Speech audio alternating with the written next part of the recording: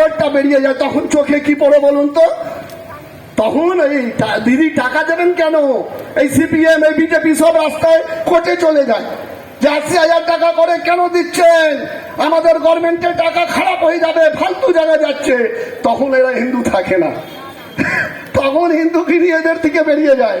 আরে দিদি আমার সবার জন্য কল্পতরী তার তিনি আছেন, 100 দিনের টাকা তোমরা দাওনি, কিন্তু আমাদের গভর্নমেন্ট দিয়ে দিল।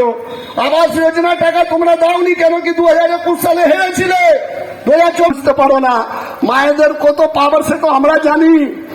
তোমরা তো কোনোদিন মাকে সম্মানই করলে না, কি করে করবে ভাবুন।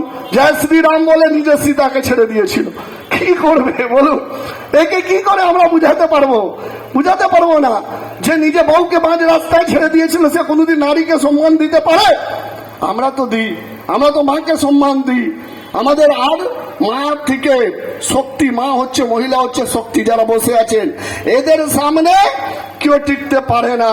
মহিলা যার সঙ্গে আছে, মহিলা যার পাশে আছে, মহিলা যাকে শক্তি দেয় তাকে কেউ কিছু করতে পারে না। তাই মমতা বন্দ্যোপাধ্যায় ছিলেন, আছেন, আগামী দিনও থাকবেন। আমি অনেক কথা বলে ফেললাম। অনেকদের সকাল থেকে এই রক্তদান শিবির চলছে। আমি আবার আমার জেলা SC ST OBC সেলের সভানেত্রী ওর পুরো টিমকে আমাদের গর্ব হয় কি আমাদের জেলা একটাই শাখা সংগঠন যদি এত বড় প্রোগ্রাম করতে পারে, বিজেপি সিপিএম এর পাশে, আর বড় বড় কথা বলে চাকরি খায়, মানুষের রোজগার খায়। তাই আবার আমি আমার ফুল টিমকে শুভেচ্ছা জানিয়ে, তাদেরকে ভালোবাসা জানিয়ে, এবং তাদের পাশে আমরা ছিলাম। আমি আগে বলেছি কর্মীরা যার পাশে থাকবে সেই নেতা হবে। পোস্ট পেলে কেউ নেতা হয়নি, আগামী দিনও হবে না। তাই তৃণমূল কংগ্রেস কর্মীদের দল, আবেগের দল, আগামী দিনও আমাদের লড়াই চলবে।